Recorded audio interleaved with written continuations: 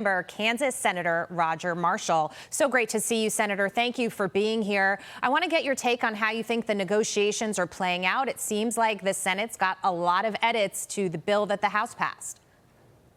Well, Jackie, first of all, congratulations to Speaker Mike Johnson. I think he's done yeoman's work over there, and to President Trump, who's the best closer, the best political closer in history. Look, I think that the House has about 90% of it right. I always picture it like this, that the House is like a cup of coffee. The coffee is steaming over the sides, and then the Senate's job is to be the saucer.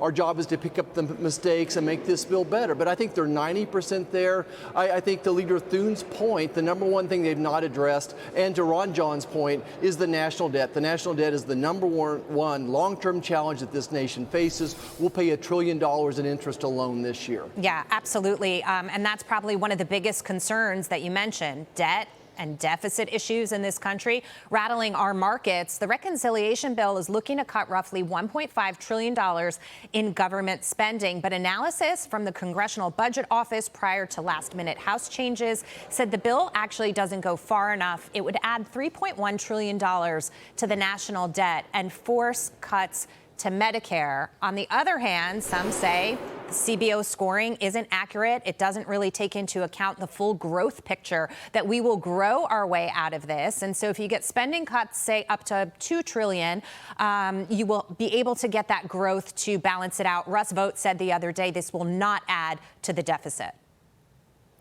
You know, I think they nailed it. For months, I've been saying we have to have $2 trillion of cuts in order to achieve President Trump's goals of no tax on tips, overtime, and Social Security. So I think that's the number one challenge before us: is how do we get from 1.5 to $2 trillion debt? Look, $2 trillion of cuts. Excuse me. Look, the overall goal here, I think, is to grow the economy, to stabilize, slow the spend, and then start decreasing spending as well. So this is a great first step, but we have to be working, and the next step of all this is the appropriations buckets that we're working also on the Senate. Yeah, we're talking about pre-COVID levels of spending, and that breaks down into many different buckets. But one of the issues also is the expansion of Medicaid. And President Trump just this week in a Truth Social post talked about how he doesn't want to cut people's benefits, but there's a lot of fraud, waste, and abuse in the system, and that certainly needs to come out of it. Yet you've got some who are saying on the Republican side, no cuts to Medicaid. So how does this square out? Yeah, so what we need to do is strengthen Medicaid. We need to save it for those who need it the most. And look, we are not going to do anything to harm that person that's on Medicaid in a nursing home, or a person that's Medicaid and has a disability, or children. So we need to preserve it for those who need it the most. But on the other hand, there's 7 million healthy American men out there that aren't working. A lot of those people on Medicaid, in particular Medicaid expansion.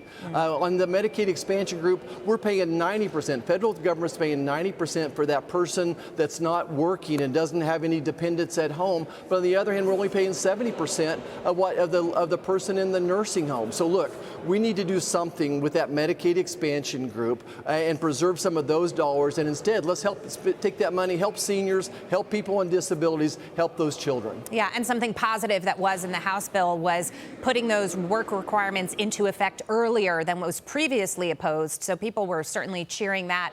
Senator, let me ask you about John Thune, the Senate Majority Leader. He's setting July 4th as the deadline to pass the reconciliation bill. Do you think Republicans will be able to meet that deadline?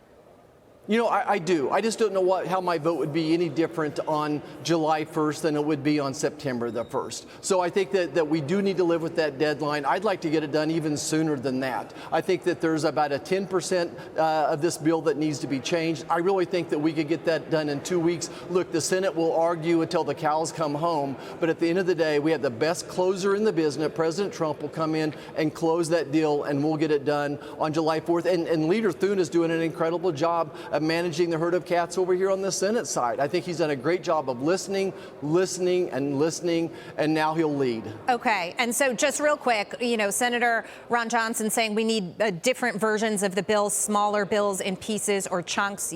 That's not going to happen according to you. Oh, I still think that those pieces can happen as well. But let's pass the one big beautiful now. Let's make some tweaks to what the House has done, and we can still come back for a second or third bite at the apple. I'm all in for doing that. Then we can take a close look at what DOJ has done, incorporate that into a second and third bill. There's lots more opportunities. Look, I'm not tired of winning. We're just getting started. Okay, fair enough. Also, this week in Washington, the movement to make America's children healthy again. Listen. 4 months ago, I created the Presidential Commission to Make America Healthy Again, and today the commission officially delivers its first report on childhood health. More than 40% of American children now have at least one chronic health condition. We will not stop until we defeat the chronic disease epidemic. So a new White House report led by RFK Jr. blames the crisis of childhood chronic diseases on ultra-processed foods, chemical exposure, lack of physical activity and stress, as well as excessive use of prescription drugs. Senator, as the chairman of the Senate MAHA caucus, you were at the table for this event on Thursday. What do you make of the findings in this report?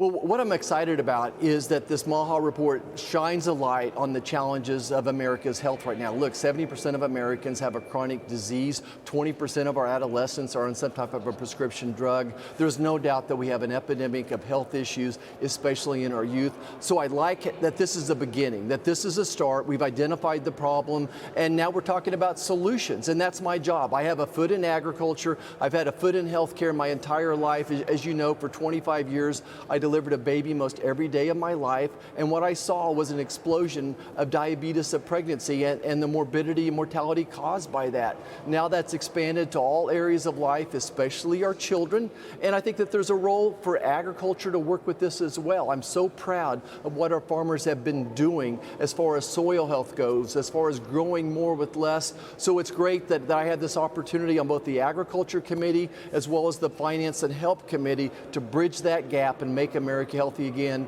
One last point. What I like about President Trump's approach here is that it's an all-of-government approach. This isn't a problem just for HHS. It's a problem for agriculture. So I love to see what Secretary Brooke Rollins is doing. The EPA has a huge role in this. To see what Administrator Lee Zeldin is doing is incredible. So these agencies are not in silos. They're working together. I couldn't be more excited.